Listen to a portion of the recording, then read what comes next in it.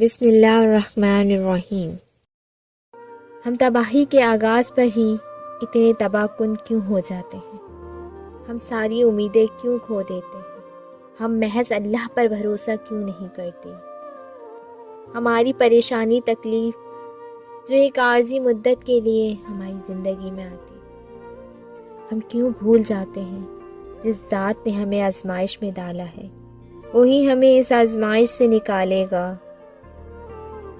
اللہ نے ہمیں جو کچھ بھی عطا کیا ہے، خواہ وہ مال ہو، دولت ہو یا اولاد ہو یا کوئی اور بھی قیمتی چیز یا رشتہ، ان سب کا تعلق اللہ سے ہے، اور ایک دن ہمیں ان کو واپس کرنا ہوگا۔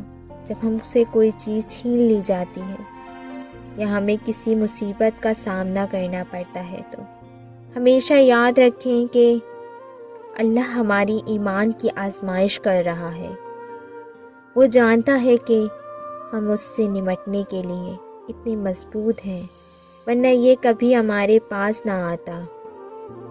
پہلی بات تو یہ ہے کہ اللہ سبحانہ و تعالی کبھی کسی شخص پہ اس سے زیادہ بوجھ نہیں ڈالتا۔